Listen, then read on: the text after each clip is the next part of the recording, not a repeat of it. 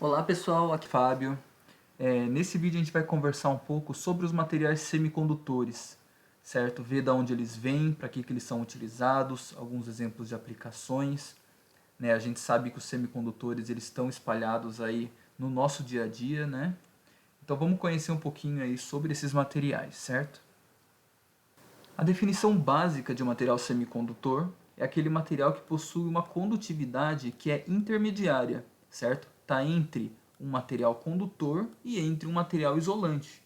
A gente sabe que o material condutor é aquele material que possui ali elétrons livres, certo? Por exemplo, nas ligações metálicas, né, em que eu tenho ali uma nuvem eletrônica, né, que sob a diferença de um potencial elétrico, esses elétrons aí têm a capacidade de movimentação. Já os isolantes, né, possuem uma condutividade baixa, né, então os elétrons eles não conseguem se movimentar por esse material. Então, os materiais semicondutores vão possuir uma condutividade intermediária entre esses dois. A aplicação de semicondutores na elétrica, né, se dá normalmente para dispositivos eletrônicos. Né? Então, a gente pode controlar a propriedade elétrica desses materiais, certo? Através aí da variação de temperatura e do acréscimo de impurezas. Né? Então, são duas características aí que vão afetar as propriedades elétricas dos semicondutores. Os tipos de semicondutores mais comuns são o silício e o germânio, né, que se a gente lembrar da tabela periódica, estão lá no grupo 4A, né, que formam ali os semimetais, ou seja, eles têm 4 elétrons na sua última camada, na camada de valência. O elemento químico que é mais utilizado para a fabricação dos componentes eletrônicos, certo, que são aí baseados nos semicondutores, né, é o silício, certo? Porque ele tem algumas vantagens e características aí que se sobressaem em relação ao germânio, né? Então o silício é muito mais comum, certo? Por exemplo, a temperatura ambiente, né, a gente tem que o silício ele possui uma grande estabilidade, tanto física quanto química, né, que é o que a gente deseja quando a gente faz um projeto de eletrônica. Né? Quando a gente tem uma variação de temperatura, a gente não deseja que características físicas e químicas do material afetem o comportamento ali do seu circuito, do seu sistema, certo? Aqui na figura tem um átomo de silício, certo? Em que aqui essas bolas vermelhas, aqui, amarelas aqui representam os elétrons, né? Então um átomo de silício possui número atômico, que a gente representa por Z, igual a 14. Isso quer dizer que em um átomo de silício a gente tem 14 elétrons no total, certo? A última camada aqui do átomo é chamada de camada de valência, né? Que é a camada que vai combinar aí, fazer ligações químicas com outros átomos, certo? E na última camada, que é a camada de valência, a gente tem 4 elétrons, certo? Então, 4 elétrons na órbita externa. Uma das vantagens do silício também é que ele é o segundo elemento que é mais abundante na crosta terrestre, certo? A gente encontra, por exemplo, o silício na areia, né? Então a gente precisa de um processo ou químico ou físico para extrair esse material da natureza, certo? Então tem um custo envolvido aí, mas ele está abundante na natureza, não é nada muito raro ou controlado. Né? Então argila, arenito, granizo, quartzo, ágata e etc. Tem vários elementos aí que são compostos, né, pelo átomo de silício, de onde pode ser extraído, certo? Falando um pouquinho sobre a última camada do átomo, que é a camada de valência, né, a gente viu que tanto o silício quanto o germânio são materiais semicondutores, certo? Sendo que o silício é muito mais utilizado, mas ambos aí estão na família 4A da tabela periódica, ou seja, possuem 4 elétrons na camada de valência. Então a gente chama esses átomos de tetravalentes, sendo que tetra vem de 4, correto? O potencial necessário, né, para tornar livre qualquer um dos elétrons da valência é menor. Né? Então, se eu provocar uma excitação nesse átomo, tanto quanto aplicar uma tensão elétrica ou aumentar a temperatura nesse átomo, certo? Os elétrons que vão se desprender desse átomo são os elétrons na camada de valência, correto? Os elétrons de valência eles podem absorver energia externa suficiente para se tornarem elétrons livres. Então, se eu aquecer esse material, por exemplo, a uma certa temperatura, os elétrons da última camada aí podem se desprender, certo? E são esses elétrons livres, né, que conduzem aí corrente elétrica. correto? Bom, vamos ver os tipos aí de materiais, né? Então eu tenho o átomo de silício, esse átomo ele faz ligações químicas com os átomos aí que estão nas redondezas, certo? Então a gente pode dizer, né, que um monocristal, ou seja, um silício monocristalino, é aquele material que possui apenas átomos de silício, certo? Ou seja, eu tenho aqui um átomo de silício, certo? Ele possui 4 elétrons na última camada, né? E a sua estabilidade é atingida quando ele tem 8 elétrons na última camada. Então ele se reconecta, né? Ele faz ligações aqui covalentes, né, com os átomos de silício aqui da sua redondeza. Então eu tenho aqui uma estrutura que é regular e homogênea, certo? Feita aí por ligações covalentes entre um átomo e outro, né? E o material é quimicamente estável, certo? Então eu posso classificar isso daí como um material puro, né? A gente utiliza esse nome aqui intrínseco para dizer que é um material puro, ou seja, nesse material só tem átomos de silício, certo? Nesse tipo de material, eu tenho uma má condução de corrente à temperatura ambiente, certo? Por quê? Porque a temperatura ambiente apenas alguns elétrons, né, escapam da última camada e se tornam elétrons livres, né? Ou seja, a gente pode considerar que esse material à temperatura ambiente, né, é mau condutor e em baixas temperaturas, quanto mais baixa a temperatura, mais isolante é esse material, certo? Se eu aumentar a temperatura, né, eu vou ter uma quebra aí dessas ligações covalentes e vou ter os elétrons livres, né? Então, quando o elétron, como está mostrando aqui na figura, se desprende aqui do átomo de silício, né, o que sobra no átomo de silício? Sobra ali um buraco, que a gente chama de lacuna, certo? Ou buraco ou lacuna. Então, aqui eu tenho a formação, né, de um par elétron-buraco ou elétron-lacuna, certo? Então, para cada elétron livre, eu tenho um buraco que ele deixou. Então, aqui tem um gráfico, né, mostrando aqui a relação dos portadores intrínsecos, né? Então, portador intrínseco, você tem que lembrar que é um material puro, certo? Só tem átomos de silício, sempre que você vê essa palavra, significa que só tem átomos daquele material, né? Então, eu observo o quê? Que quanto maior a temperatura, ó, quanto maior a temperatura, né, eu tenho mais portadores, ou seja, mais elétrons livres ou mais lacunas livres, certo? Então, ó, quanto maior a temperatura, maior a energia para excitar os elétrons e passá-los da banda de valência, certo, para a banda de condução. Lembrando que a banda de valência seria aquela região onde os elétrons estão ligados ao átomo, certo? Na última camada, seria a camada de valência.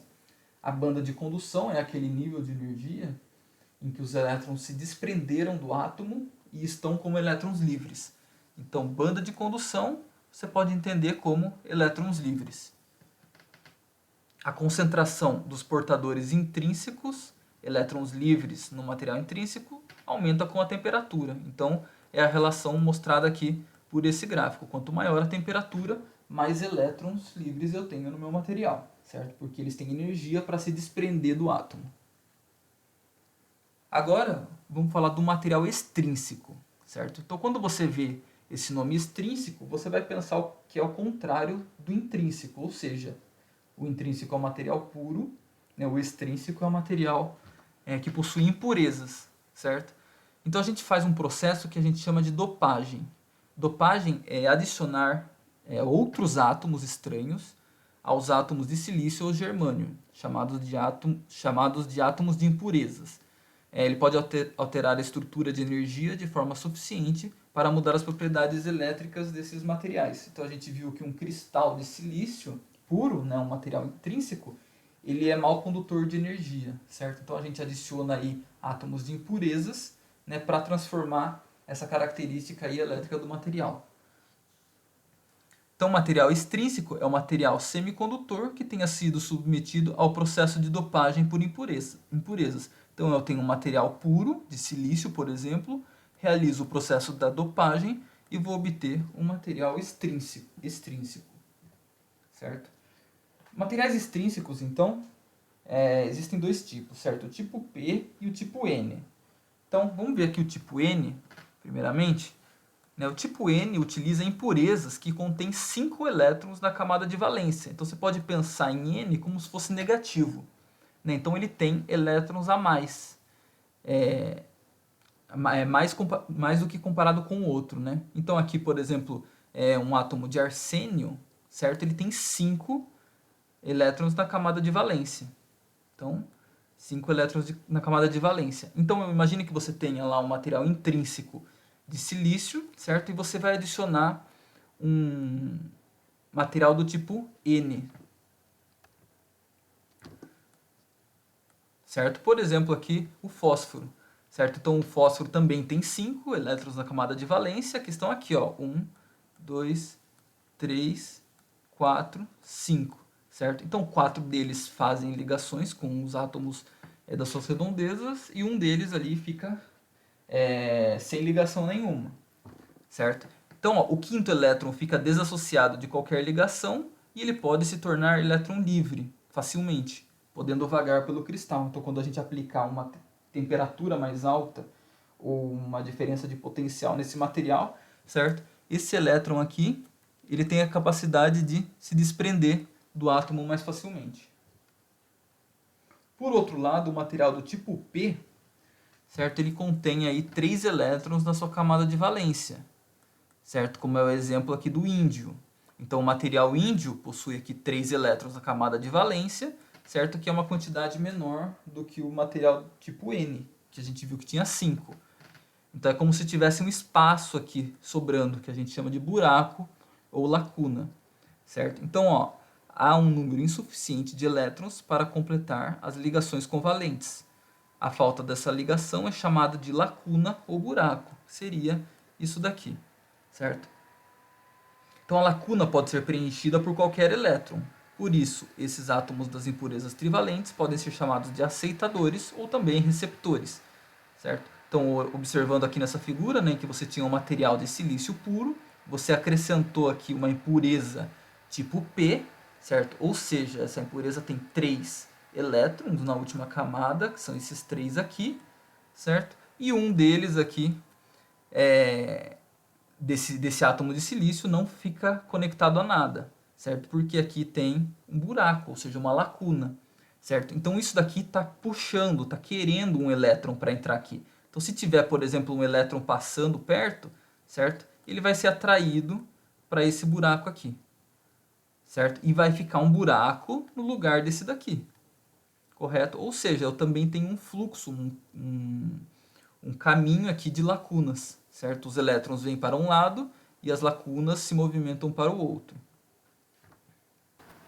Então, resumindo, o material intrínseco é aquele material puro, que só possui átomos do mesmo elemento. Como, por exemplo, o material de silício só possui átomos de silício, e o material de germânio só possui átomos de germânio, certo? O material intrínseco é um mau condutor de energia.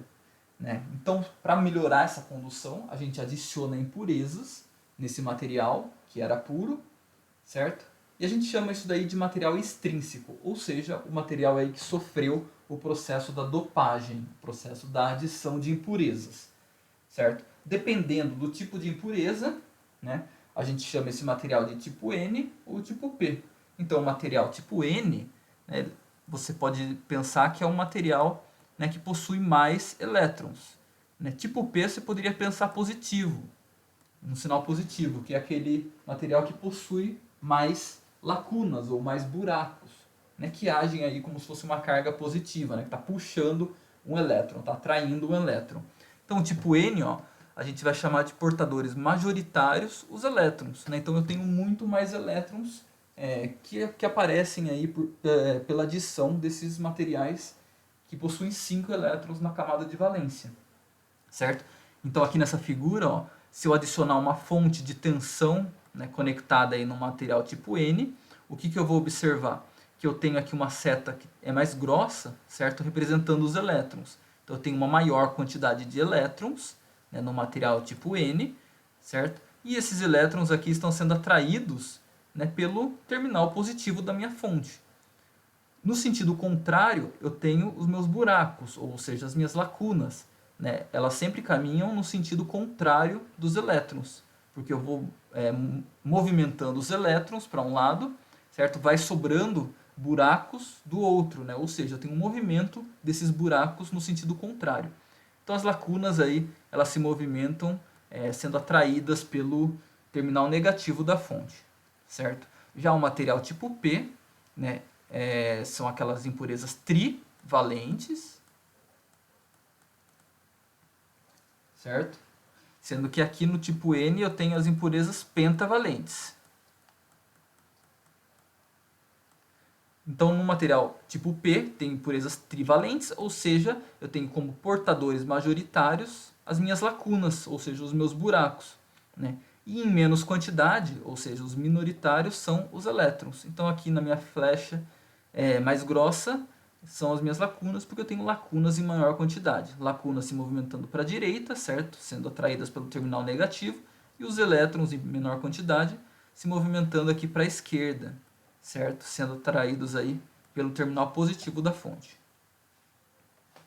Então, em resumo, né, eu tenho que a lacuna ela se comporta como se fosse uma partícula semelhante ao elétron, né, porém com carga elétrica positiva, certo? É como se fosse uma carga contrária do elétron.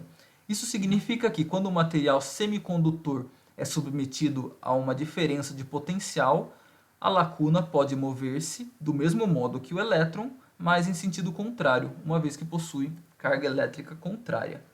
Enquanto os elétrons livres se deslocam em direção ao polo positivo do gerador, as lacunas se deslocam ao polo negativo, certo? Porque as cargas opostas aí se atraem, né? Então a lacuna seria, você pode entender como uma carga positiva, então ela é atraída pelo polo negativo da sua fonte.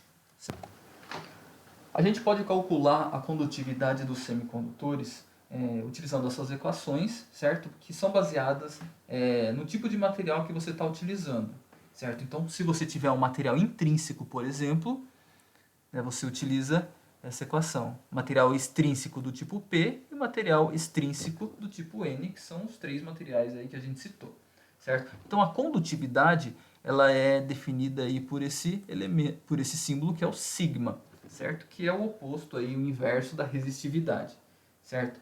Então, para o material intrínseco, eu tenho que a minha condutividade ela é dada por Ni vezes o módulo de E vezes a soma dessas duas constantes aqui, certo? Então, o Ni é a quantidade de portadores intrínsecos por unidade de volume. Então, quantos portadores intrínsecos, que são tanto elétrons quanto lacunas, certo? Existem, então, qual a quantidade desses portadores dentro de uma unidade de volume, certo? Então, no sistema internacional, a unidade de volume, né, é metros cúbicos, certo? Então, quantos elétrons e lacunas eu tenho dentro de um metro cúbico, certo? Então, é a quantidade desses portadores. Esse E aqui representa a carga de um elétron, certo? Que é dada, né, por uma constante já conhecida por vocês, certo? Como ela é a carga de um elétron, ela recebe esse sinal negativo, né? Mas aqui nessa equação ela é colocada dentro do módulo, ou seja, a gente não considera esse sinal negativo, multiplicado aqui por essas duas constantes, que são as mobilidades eletrônicas, tanto do elétron, né, representado aqui pela letra E, e do buraco pela letra B, né, buraco ou lacuna, certo? Então eu tenho essas constantes aqui somadas, porque dentro do portador intrínseco, né, eu tenho aqui um desprendimento aleatório, certo? Tanto do elétron quanto da lacuna, né, que a gente viu que é muito pouco, correto? Para o material extrínseco, tipo P, né, eu tenho uma predominância das lacunas, ou seja, dos buracos. Né? Por isso que a equação é a mesma, só que agora eu só tenho a constante da mobilidade dos buracos. Por quê? Porque a quantidade de buracos nesse material é muito maior do que a quantidade de elétrons. Por isso eu posso dizer que a minha condutividade é aproximadamente igual, né, a essa equação aqui. Certo? É como se eu desprezasse a parcela do μe, da mobilidade dos elétrons. Então eu vou ter aqui, considerando apenas a quantidade das lacunas, certo? O P é a quantidade das lacunas. E para o material extrínseco tipo N, eu tenho predominância de cargas elétricas negativas, que são os elétrons, né? Então eu tenho aqui, eu considero apenas a mobilidade dos elétrons, certo? Então o N é a quantidade dos elétrons livres e o μe é a mobilidade dos elétrons, certo? Então dependendo aí do tipo de material que você tem, você vai calcular a condutividade utilizando uma dessas equações, certo? Então vamos dar um exemplo, né, para a gente exemplificar isso daí, certo? Vamos calcular tanto a condutividade quanto a resistividade para um material que é o silício intrínseco, ou seja, o silício puro, certo? Considerando a mobilidade dos elétrons e dos buracos em temperatura ambiente iguais a 0,14 e 0,05, respectivamente. Então considere o número de portadores intrínsecos igual a 1,5 vezes 10 elevado a 16, certo? Então como que você resolve esse problema, por exemplo? Primeiro separe os dados, né? Então, para você não se confundir, não se perder e saber o que o problema quer, separe os dados que é o que você tem, né? Então o problema fornece isso daqui: a mobilidade dos elétrons, a mobilidade dos buracos, a quantidade de portadores intrínsecos, e ele diz que é um material de silício intrínseco. Por isso, a gente vai utilizar essa primeira equação, que é a que foi dada nos slides anteriores, certo? Portadores intrínsecos e a mobilidade tanto de elétrons quanto de buracos, certo? Então você pode apenas substituir, né, os valores, certo? Observando que a quantidade de portadores intrínsecos já está dada para uma unidade de volume, certo?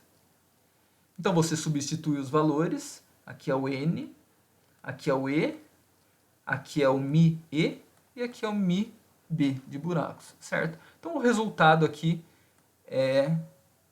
da condutividade é 4,56 vezes 10 elevado à quarta, correto? E para você calcular a resistividade, né, a resistividade a gente sabe que é o inverso da condutividade. Então é só você inverter, né, o que você obteve anteriormente e você vai ter aí a resistividade. Bom, uma das formas mais utilizadas aí para você poder identificar se um material é do tipo P ou do tipo N, certo? Experimentalmente, né? Supondo que você tem um pedaço desse material. E também uma técnica também que é utilizada para você calcular a mobilidade eletrônica, certo? De um determinado material, é você fazer ensaios, né? Que se baseiam aí no efeito Hall, certo? Então tenha em mente, né, que esse efeito Hall ele é utilizado em diversos dispositivos, equipamentos elétricos, certo? Para obter aí, diversas características, né? Principalmente aí, características magnéticas de um material, né? Então vamos imaginar uma primeira situação em que eu tenho um condutor elétrico, certo? Um segmento de condutor elétrico e estou inserindo aqui uma corrente I sobre esse condutor. Então essa corrente está atravessando esse condutor dessa forma, certo? Então se eu medir, né, utilizando aí um voltímetro, qual a diferença de potencial entre o A e o B, entre os pontos A e B, né, que são pontos aí da extremidade desse condutor, certo? Eu vou obter uma diferença de potencial entre esses pontos igual a zero, certo? Por quê? Porque numa situação normal, né, mostrada dessa forma, supondo que é uma situação isolada aí de interferências externas, eu vou obter uma distribuição uniforme das cargas elétricas dentro desse condutor, certo? Agora, na segunda situação, eu estou colocando esse mesmo condutor, submergindo ela dentro de um campo magnético, certo? Então, eu tenho um campo magnético representado aqui por esses símbolos em verde, certo? Então, o sentido desse campo magnético está entrando, né, no plano aqui que está o slide, certo? Então, o meu campo magnético seria representado pela letra B, certo? Então, eu tenho a mesma corrente elétrica e vou medir aqui qual é a diferença de potencial entre esses dois pontos agora, certo? O que eu vou observar? Eu vou observar que a diferença de potencial agora é diferente de zero, ou seja, os elétrons que estão se movimentando, né, dentro desse condutor agora eles sofreram uma deflexão, certo? Eles se deslocaram aqui devido a esse campo magnético. Então, algumas definições aqui, né?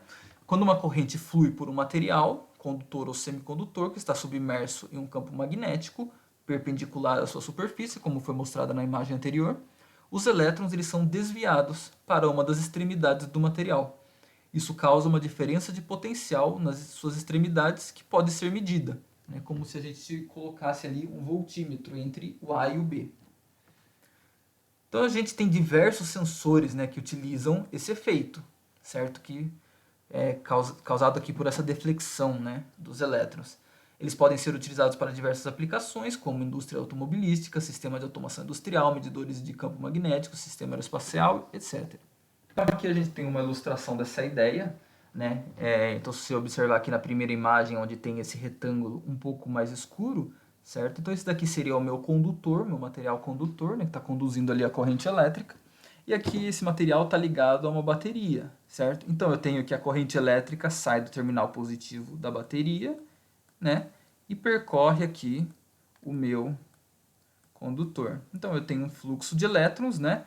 No sentido contrário da corrente elétrica. Então os elétrons estão se movimentando no sentido contrário da corrente elétrica. Então a corrente elétrica aqui seria o sentido convencional, certo? Então aqui seria a primeira ideia. E agora eu submeto esse material, certo, a um campo magnético, como mostra aqui a segunda figura. Então a letra B identifica o campo magnético perpendicular aqui a esse material condutor, certo? Então aqui tem a seta verde, ó, que é o sentido do campo magnético, né?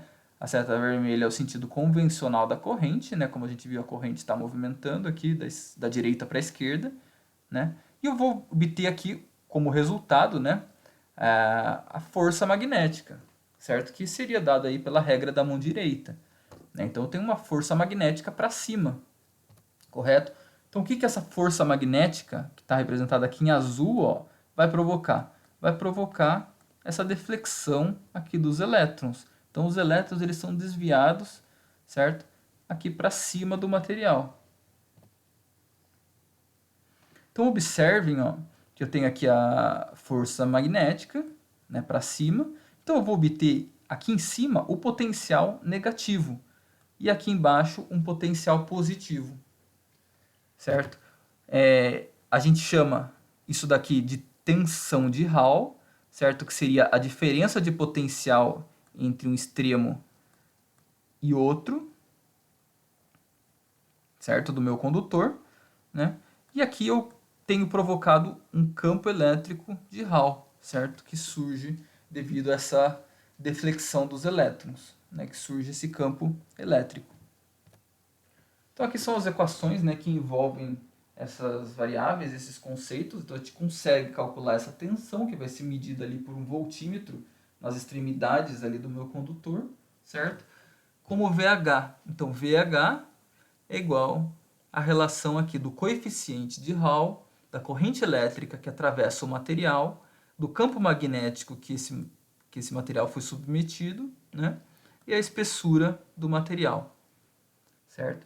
Para os metais, a gente considera o RH, que é o coeficiente de Hall, um valor negativo, certo? A gente pode calcular ele como a quantidade de portadores multiplicados aqui pela carga de um elétron. A gente também consegue calcular dessa forma a mobilidade eletrônica do material, certo? Experimentalmente, em laboratório, fazendo esse tipo de experimento. Então eu vou ter que a mobilidade eletrônica desse material é igual ao coeficiente de Hall vezes o sigma, né, que é a condutividade, ou também o sigma dividido por N vezes Z, né, que é a quantidade de portadores vezes a carga elétrica, certo? Então vamos ver aí algumas aplicações dos materiais semicondutores, certo? O componente mais simples seria você juntar um pedaço de material semicondutor tipo P com um pedaço tipo N, certo? A gente chama isso de junção PN, certo? Então aqui, ó, eu tenho um material tipo P e daqui até aqui seria o meu material tipo N, certo? Quando você encosta um material tipo P com um material tipo N, você vai observar que ali naquela interface que eles se encontram, certo? Vai haver uma recombinação, certo? Porque aqui eu tenho um excesso de cargas negativas, elétrons, e aqui eu tenho um excesso, né, de cargas positivas, que são os meus buracos. Então, nessa intersecção, vai haver aí uma recombinação desses portadores, certo? Então, essa recombinação a gente vai chamar de camada de depleção, porque ela vai formar uma camada aqui que é isolante, certo? Porque eles estão recombinados, ou seja, não tem mais portadores livres, né, para condução de corrente elétrica. Então, esse daqui seria o diodo, certo? Aqui tem uma representação aqui de um componente, né, real, bastante utilizado aí na eletrônica, certo? Então, o diodo ele tem dois terminais, né? Seria aqui um terminal e aqui o outro terminal, né? No componente real você identifica isso daí por essa faixa, certo? Então essa faixa aqui indica o lado do catodo, certo? O catodo, né, seria esse terminal aqui que está ligado no lado N, né, no material N. E do lado P a gente tem o terminal chamado anodo, certo? Em circuitos elétricos a gente tem uma representação esquemática que é essa daqui de baixo. Então eu tenho o anodo e o catodo, os dois terminais, né? O catodo tipo N, o anodo tipo P. Então para você decorar você pode pensar que o catodo, ó, começa pela letra C, né? E aqui é como se fosse um K invertido, né? Então K de catodo. É uma dica aí para decorar. Então a gente tem o que, certo? Esse material, esse componente, junção PN, ela vai estar conectada numa fonte de tensão, um circuito elétrico ali que vai fornecer uma corrente elétrica, né? E ele pode ser conectado de forma direta ou da forma reversa, certo? Vamos ver os dois exemplos aqui. Então a forma direta, o que acontece? Na forma direta eu tenho o potencial positivo do meu circuito, aqui representado por uma fonte, né? Então o potencial positivo da minha fonte está conectado, né, no material tipo P, ou seja, onde eu tenho cargas positivas, né? O potencial negativo da minha fonte está conectado no material que eu tenho cargas negativas. Então, o que acontece? Né? Então, aqui eu tenho negativo conectado com negativo. Então, isso daqui vai se repelir, certo? É como se esse terminal aqui, esse polo da minha fonte, empurrasse as cargas negativas para a esquerda, certo? E da mesma forma que o terminal positivo da minha fonte vai empurrar as minhas lacunas, né, os meus buracos para a direita, porque elas se repelem, correto? Então, o que vai acontecer aqui com a minha camada de depleção? Né? Eu tenho uma força vindo para cá e outra vindo para cá, né? Então, a minha camada de depleção vai diminuir, certo? Então, ela diminui de tamanho até que ela desaparece, certo? Então, se eu tiver um potencial aqui acima de uma determinada tensão, né, eu vou ter uma força suficiente para fazer com que essas cargas elétricas elas consigam atravessar essa camada isolante aqui, certo? Então, essa camada de depleção vai diminuindo e eu vou ter o fluxo de uma corrente elétrica, nesse caso aqui da esquerda para a direita, certo? Saindo aqui do terminal positivo da fonte e indo para o terminal negativo da fonte. Já na polarização reversa, a única coisa que muda é que eu vou colocar a minha fonte de tensão de forma reversa, certo?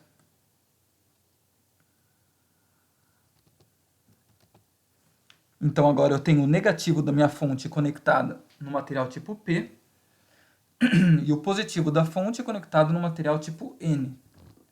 Então o que acontece? O terminal positivo vai atrair os elétrons para cá e o terminal negativo vai atrair os meus buracos para cá. Então eu tenho um aumento da camada de depleção, um aumento da minha camada isolante. Então eu não tenho fluxo de corrente elétrica nesse sentido, certo? Então dependendo de como a gente polariza o nosso componente, a gente tem corrente Então aqui eu tenho corrente e aqui eu não tenho corrente elétrica. A gente pode visualizar isso daí olhando para essa curva, certo? Então eu tenho aqui uma tensão que está sendo aplicada em cima do diodo, certo? Se essa tensão for positiva, né, ou seja, estiver desse lado aqui, né, eu tenho corrente elétrica. A gente chama isso daí de corrente direta. Se a minha tensão for negativa, certo? Ou seja, estiver para esse lado aqui, a minha corrente elétrica, ó, ela vale quanto? Ela vale 0. Certo? Então aqui a gente tem algumas regiões importantes, né? Então se eu polarizar reversamente o meu diodo com uma tensão que seja muito grande, aqui representada por Vz, né? Eu tenho aqui uma corrente de avalanche. Então eu danifico o meu diodo e a corrente consegue passar. Acontece uma ruptura no meu diodo, certo? Aqui eu tenho também uma corrente de fuga, porque essa corrente aqui ela não é exatamente zero, certo? Existe uma pequena corrente aqui percorrendo, conseguindo percorrer essa camada de depleção, correto?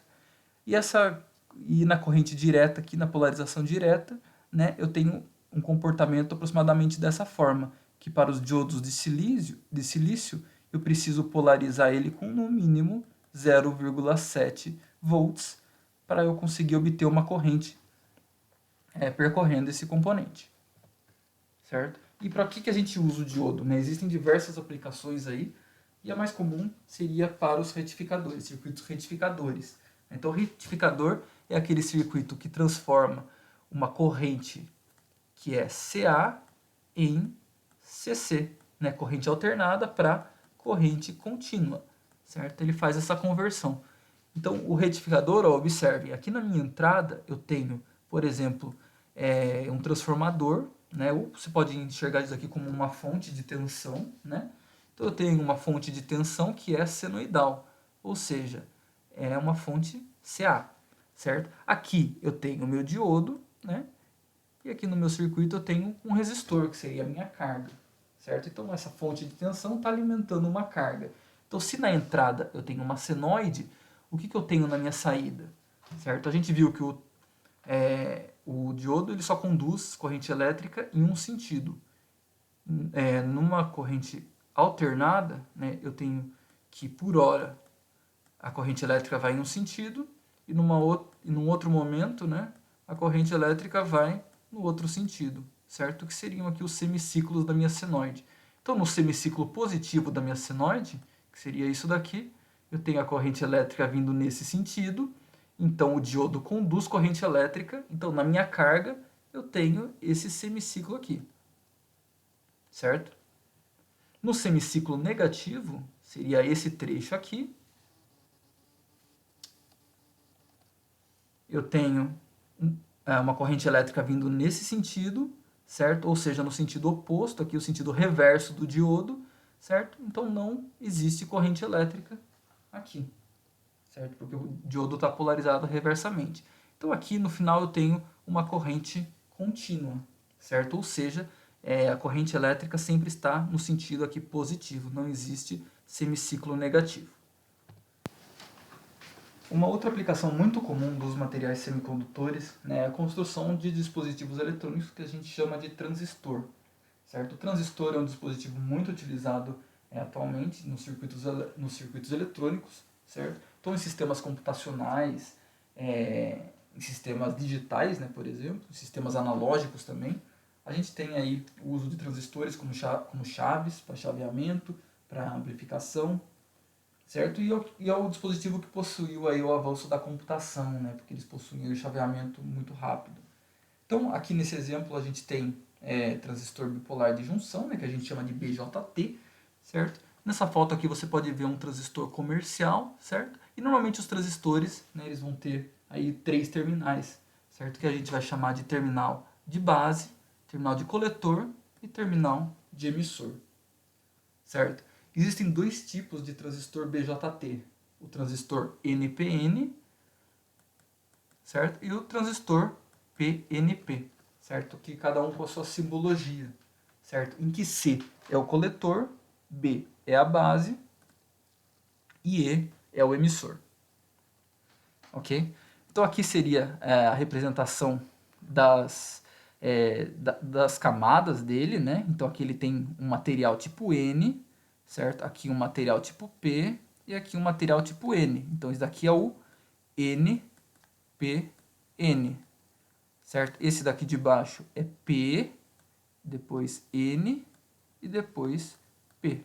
Então isso daqui é o PNP, certo? São os dois tipos de transistores, correto? Em que a gente tem aqui coletor, base e emissor, os três terminais. Um outro tipo de transistor é o MOSFET. Né? Ele é um transistor que é mais utilizado atualmente em dispositivos reais, né? Em circuitos tanto analógicos quanto digitais, certo? Se você observar aqui a simbologia dele, MOSFET significa transistor de efeito de campo semicondutor de óxido metal. Né? Seria uma tradução literal dele aí, certo? A aparência dele aí é bastante parecido com o BJT, né? Ele tem 3 terminais também, certo? E também existem aí 2 tipos de MOSFETs, certo? O MOSFET de canal M, chamado de NMOS, e MOSFET de canal P, de PMOS, certo? Então tem as duas simbologias de cada um aí, e os terminais são denominados como dreno, source, que significa fonte, né? E gate, que significa porta, certo? Então são os 3 terminais aí. Então essa representação aqui da direita, né? Representa um MOSFET de canal N, certo? Porque você pode ver que o source e o drain estão conectados, né, em terminais N, certo? Então eu tenho aqui 2 pedaços de semicondutor do tipo N, certo? Que estão depositados em um substrato de tipo P, certo? Então esse daqui é um transistor de efeito de campo que ele é controlado aí por um campo elétrico gerado por uma tensão elétrica. Então normalmente eu polarizo aqui o meu terminal gate source com uma tensão elétrica, certo? E eu vou obter aqui a formação de um canal. Então eu vou obter aqui a formação de um canal, certo? Por onde vão passar aqui os elétrons, né? Por onde vai passar a corrente elétrica, certo? Do source para o drain, certo? Bom, então é isso, a gente viu aí os conceitos principais, né, dos materiais semicondutores e alguns exemplos, né, de onde a gente pode estar aplicando eles, ok? Então é isso, pessoal, obrigado e até mais.